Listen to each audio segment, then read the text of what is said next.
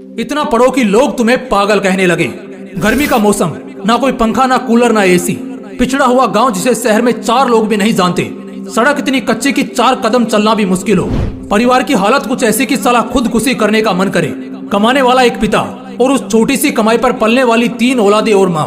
रात ढल रही थी। पूरा गांव एकदम गर्मी से परेशान, इस करवट से उस करवट, बस करवटें बदलकर अपनी नींद पूरी कर रहा था। लाइट्स तो छोड़ो, एक मोमबत्ती का होना भी मुश्किल था। लेकिन तभी उसी गांव के एक झोंपड़े के मकान में एक छोटी सी लालटेन जल रही थी, जिससे कुछ 3 मीटर दूर एक जवान लड़का पसीने से भीगा हुआ अपनी किताबों को रटे जा रहा था। वो पसीने से पूरा भीग चुका था। ऐसा लग रहा था उसने पसीने से नहा लिया हो। लेकिन फिर भी उसको देखकर जरा सा भी ऐसा नहीं लग रहा था कि उसको गर्मी लग रही है या अंधेरा और पसीना उसे परेशान कर रहा है। वो बस पढ़ते जा रहा था। वो किताबों में कुछ इस कदर खोया था कि उसे बस पढ़ना ही समझ आ रहा था। उसे आग के गोले जैसी गर्मी और पसीने से कोई फर्क नहीं पड़ रहा था। रात के 12 बजे, फिर 1, फिर 2 और अब 3 बज चुके थे। ना जाने वो लड़का कब से पढ़ने बैठा था, लेकिन अब तक पढ़ रहा था। तभी अचानक पूरे कमरे में अंधेरा छा जाता है। एकदम से गुफ अंधेरा पूरे कमरे को अपनी चपेट में ले लेता है। दरअसल वो लालटेन अब बुझ चुकी थी। उस लड़के के मन में क्या चल रहा होगा उस वक्त, क्या आप बता सकते हो? उस वक्त उस लड़के के जुबान से जो बात निकली ना, कसम से मजा आ जाएगा। वो लड़का बोला, उफ यार, काश थोड़ा और पढ़ लेता। अब बताओ, क्या तुम में से कोई इतना पागल है पढ़ने को? उस लड़के को सब उस गांव में पागल कहते थे। गांव वालों से पता चला कि वो लड़का कब पढ़ने बैठता था, लेकिन कब तक पढ़ता रहेगा कोई नहीं बता सकता था। बल्कि उसको खुद भी याद नहीं रहता था कि वो कितनी देर से पढ़ रहा है। हाँ, मानता हूँ ऐसे किस्से बड़े कम ही सुनने और देखने को मिलते हैं, लेकिन जब भी मिलते हैं कसम से दिल में आग लगा देते हैं। इतना पढ़ने वाला लड़का पता है आगे क्या करता है? 2012 बैच का यूपीएससी क्रैक करता है और एक बहुत ही बड़ा आदमी बनता है। जब इतनी आग हो सीने में, तभी तो मजा आएगा जीने में।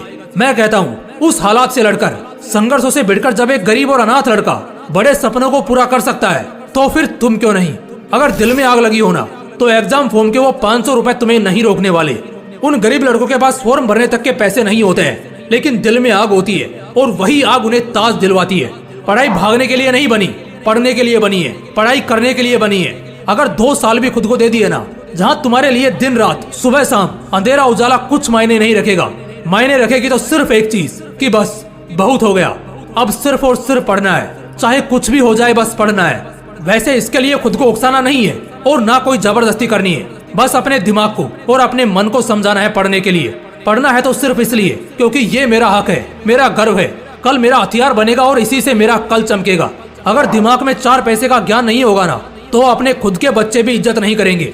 अगर आज पढ़ा नहीं तो कल खेत खलियान सब बिक जाएंगे और भूखे पेट जिंदगी काटना बहुत मुश्किल है।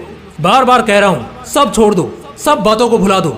दिलो दिमाग में बस एक बात साफ रखो, अब मजा करना है पढ़ते वक्त। इतना पढ़ना है कि साला लोगों को लगने लगे कि कहीं पागल तो नहीं हो गया ये। तुम्हें ये तो मालूम ही है कि यही पागलपन वाली मेहनत ने लाखों घर बसाए हैं, लाखों जिंदगियां बनाई हैं, लाखों लोगों की किस्मत चमकाई है। अगर उस बुलंदी पर पहुंचना ही सिर्फ एकमात्र मकसद होगा ना, तो कसम से वो तुम्हें झक मार कर मिलेगा।